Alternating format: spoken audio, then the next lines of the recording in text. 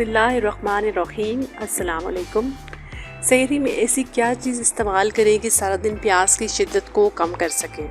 रोज़ा एक ख़ास इबादत है जिसके लिए एक मुकर्रर वक्त तक खाने पीने को तर्क करने का हुक्म है। इस मुक़द्दस इबादत को अदा करते हुए दिन भर में सबको ही प्यास लगती है और कुछ लोगों को प्यास की शिद्दत का एहसास दूसरों के मुकाबले में ज़्यादा होता है और बाज़ अफराद इस वजह से रोज़े नहीं रख पाते कि उनके लिए रोज़े की शिद्दत को बर्दाश्त करना मुश्किल होता है और इसलिए ऐसे लोग इस बरकतों वाले महीने से फ़ायदा ही नहीं उठा पाते। रमज़ान के बाबरकत महीने में अल्लाह पाक की रहमत बरसती है। अल्लाह पाक हम सबको रमज़ान के रोज़े रखने और ज़्यादा से ज़्यादा इबादत करने की तौफीक दे, आमीन। प्यास लगने की बड़ी वजह यह है कि हमारा मैदा ठंडा नहीं रह पाता, इसलिए मैदे को ठंडा रखने के लिए आज मैं आपको बहुत ही ईजी और इफ़ेक्टिव मेथड बताने जा रही हूँ जिससे आप प्यास की शिद्दत को कम कर सकेंगे।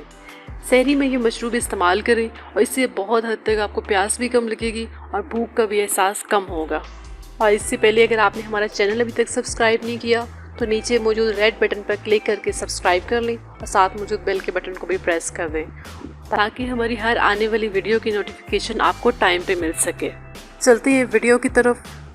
शहद की तासीर ऐसे तो गर्म होती है लेकिन इसको पानी के साथ इस्तेमाल करने से ये मैदे में ठंडक पैदा करता है। आपको ये करना है, 1 चम्मच शहद को सहरी में 1 गिलास पानी में डालकर पी लें।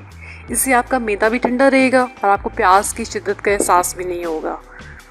शहद प्यास के साथ साथ जिस्म में खाने की कमी से होने वाली कमज़ोरी को भी कंट्रोल करता है जिसकी वजह से आपको जल्द भूख भी नहीं लगती। तो रोज़े में प्यास की शिद्दत को कम करने का ये बहुत ही आसान तरीका है, आप इसे ज़रूर इस्तेमाल करें। आपकी प्यास की शिद्दत बहुत हद तक कम हो जाएगी।